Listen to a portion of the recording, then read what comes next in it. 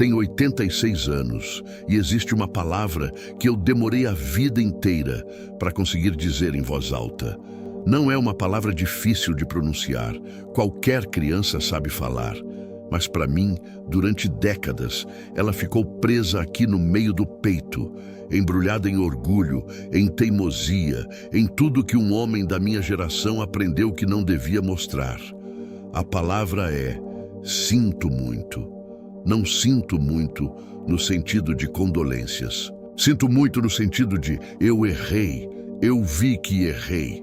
E quando finalmente entendi o tamanho do erro, já não havia mais quem eu pudesse olhar nos olhos e dizer isso de verdade. Se você já guardou um pedido de desculpas que nunca conseguiu fazer, escreve aqui embaixo uma coisa só: eu guardei também. Preciso saber que tem alguém do outro lado desse vídeo que entende de onde eu estou falando. Me chamo Pedro. Nasci em 1939, no interior de Minas Gerais, numa cidade pequena onde todo mundo se conhecia e ninguém precisava falar muito porque todo mundo já sabia de tudo. Meu pai era tropeiro. Minha mãe lavava roupa para fora e criava 5 filhos com a força de quem não tinha a escolha de ser fraco.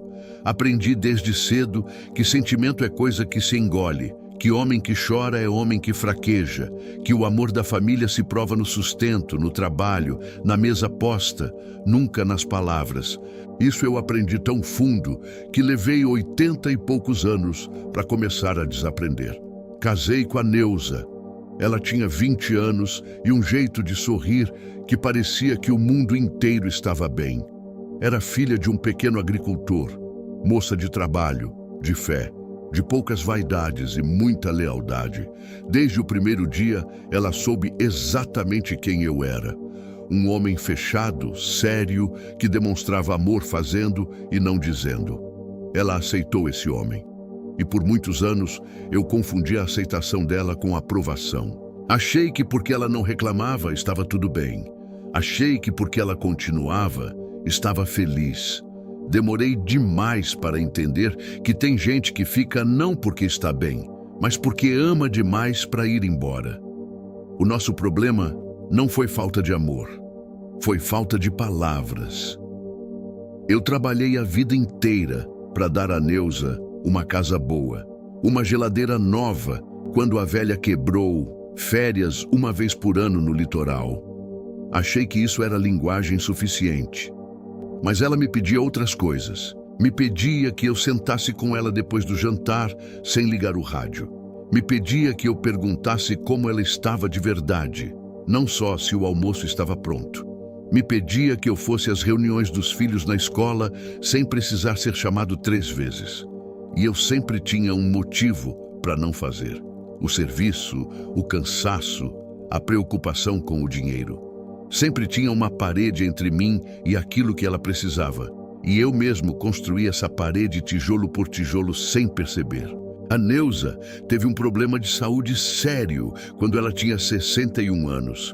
Nada que fosse fatal naquele momento, mas foi o bastante para assustar. Eu me lembro do dia que o médico falou que ela precisava de repouso, de tranquilidade, de menos preocupação. E eu fiquei parado na cadeira do consultório, ouvindo aquilo e pensando: eu sou a preocupação dela, eu sou o que tira a tranquilidade dela, não o trabalho, não a doença, eu. Voltamos para casa em silêncio. E naquela noite, pela primeira vez em quase 40 anos de casamento, eu fui até onde ela estava sentada na sala e sentei do lado dela sem ter nada a resolver, sem nenhum assunto prático, sem objetivo nenhum. Só sentei. E ela olhou para mim com um olhar que eu não sei explicar. Não era surpresa, era quase uma pergunta. Então você também sabe fazer isso? Naquela noite eu aprendi mais sobre casamento do que em décadas de vida conjugal. Temos 3 filhos, 2 homens e uma mulher. O mais velho é engenheiro. O do meio, o Celso, é professor. A caçula, a Beatriz, mora a 2 ruas de mim e é quem cuida de mim hoje. Eu amei esses 3 com tudo que eu tinha. Mas amei do jeito que aprendi, provendo, protegendo, corrigindo, não perguntando, não ouvindo, não estando presente de verdade nos momentos que não eram de crise. Fui ao jogo de futebol do Ronaldo 3 vezes. Em 4 anos de time, fui 3 vezes. Ele nunca cobrou. Mas eu sei que ele contou as presenças porque todo filho conta. A Beatriz me disse uma vez, já adulta: pai, eu te amo muito, mas quando eu era criança eu tinha medo de te decepcionar. Aquela frase me acompanha até hoje. Minha filha cresceu com medo de me decepcionar, em vez de crescer com a certeza de que eu estaria lá de qualquer jeito. Isso não foi culpa dela, foi minha. Quando os filhos cresceram e foram embora de casa, eu e a Neuza ficamos sozinhos de novo. E foi aí que eu percebi o quanto eu havia terceirizado a minha presença. Enquanto tinha filho em casa, sempre havia assunto, sempre havia movimento, sempre havia alguma coisa entre mim e o silêncio. Quando eles foram, sobrou só eu e ela. E eu não sabia mais do que falar. Ficamos alguns anos assim, lado a lado, mas distantes, como 2 móveis no mesmo cômodo que nunca conversam. Saíamos juntos, jantávamos juntos, dormíamos na mesma cama. E eu não fazia ideia do que passava na cabeça e no coração dela. Foi o Celso quem um dia me ligou preocupado. Disse que a mãe estava triste há meses, que chorava às vezes sem motivo aparente, que sentia falta de alguma coisa que ela não sabia bem nomear. E eu, o marido de 50 anos, fui o último a saber.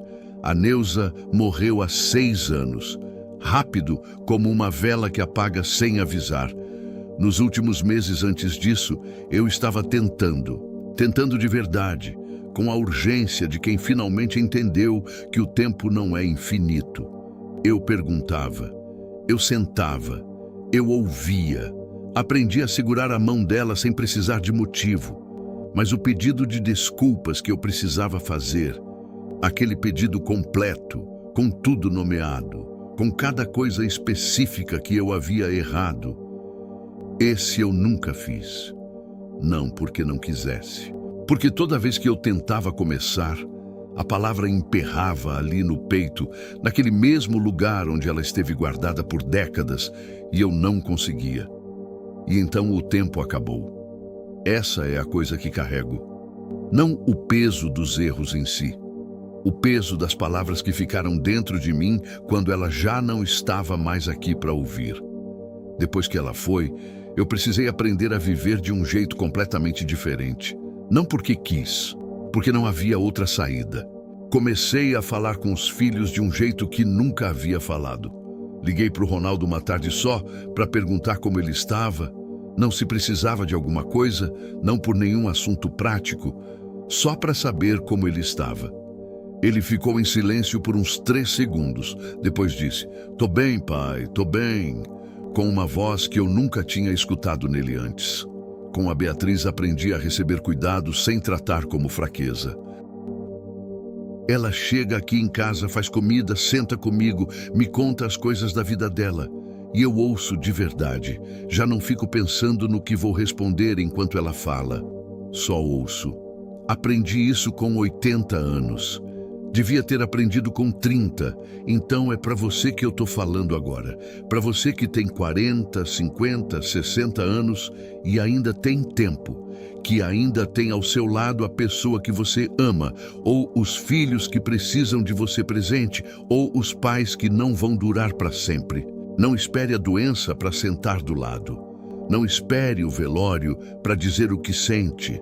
Não espere a aposentadoria para estar presente, porque quando a aposentadoria chegar, várias pessoas importantes já não vão mais estar esperando. O pedido de desculpas que você está adiando, faz hoje. Não porque é fácil, porque é necessário. E quanto mais você espera, mais pesado ele fica e mais curto o tempo fica. Eu tenho 86 anos, moro com um cachorro velho que a Beatriz me deu. E toda manhã, quando eu tomo meu café olhando pela janela, eu converso com a Neuza. Conto como os filhos estão. Falo o que não falei quando ela estava aqui. Ela não responde mais. Mas eu falo, porque aprendi que guardar faz mal e que falar mesmo tarde, mesmo sozinho, ainda cura alguma coisa. Se você tem alguém para ligar agora, liga. Se tem alguém para abraçar hoje, abraça. Se tem um pedido de desculpas guardado há anos no fundo do peito, tira de lá. Não chegue aos 86 anos com ele ainda dentro de você. Obrigado por ter ficado até aqui. Não é pouca coisa ouvir um velho falar de coisa que dói. Mas às vezes é exatamente isso que a gente precisa escutar.